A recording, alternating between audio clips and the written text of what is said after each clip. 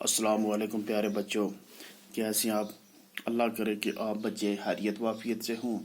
प्यारे बच्चों, कल हमने क्लास 4 का उर्दू पढ़ा था। सबक का अनवान था गांधी जी। तो प्यारे बच्चों, आज हमें इसका लास्ट पैरा पढ़ना है। आप अपनी उर्दू की किताब निकालें और सफ़ा नंबर 47 पे जाएं। प्यारे बच्चों, मैं सबक पढ़ूंगा। मुझे उम्मीद है कि आप बच्चे इसे गौर से सुनेंगे। प्यारे बच्चों, आप अपनी उंगली भी साथ रखें। जब मैं पढ़ूंगा तो आप अपनी उंगली भी चलाएं सबक के ऊपर। तो चलो बच्चों, हम पढ़ते हैं। गांधी जी ने सादा जिंदगी बसर की। वो बहुत बड़े इंसान दोस्त थे। वो फिरका परस्ती के नासूर के खिलाफ थे।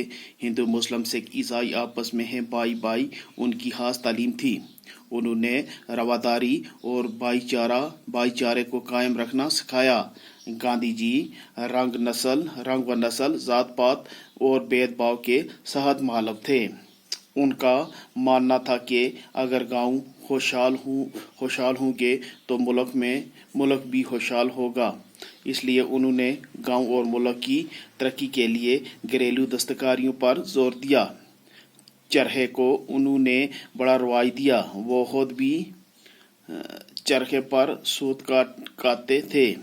30 जनवरी 1948 में ईस्वी में नथुराम गोडसे ने गांधी जी को उस वक़्त गोली मार दी जब वो इबादत करने की तैयारी कर रहे थे। इस तरह हमारा मुल्क एक बड़े रहनुमा से महरूम हो गया।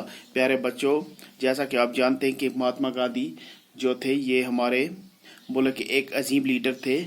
मैंने पहले भी आपको बताया था कि इन्होंने हमारे हिंदुस्तान की आज़ादी में एक अहम रोल अदा किया। इन्होंने बहुत सारी तहरीकें चलाई, जिन तहरीकों की वजह से अंग्रेज़ों की हुकूमतें कमज़ोर होगी और वहाँ से उनको भागना पड़ा। तो उनकी वजह से हमें ये आज़ादी मिली। प्यारे बच्चों, तो आज हमें सबक में ये पढ़ा कि गांधी जी जो थे वो एक नेक इंसान थे। वो बिल्कुल सीधा साधा ज़िंदगी गुजारते थे और वो फिरका परस्ती से के खिलाफ होते थे।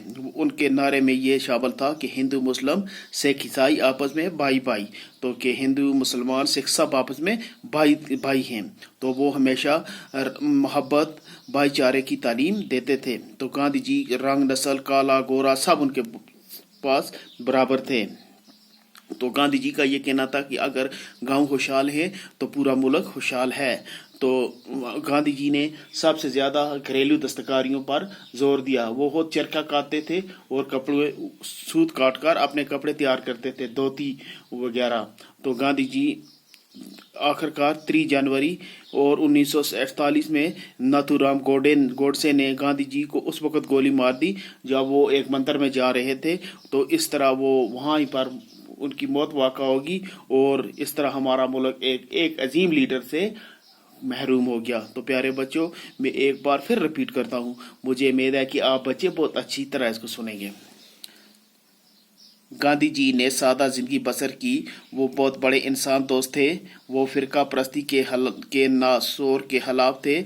हिंदू मुस्लिम सिख ईसाई आपस में हैं भाई भाई, उनकी खास तालीम थी। उन्होंने रवादारी और भाईचारे को कायम रखना सिखाया। गांधी जी रंग नस्ल जात पात और भेदभाव के सख्त मुखालिफ थे।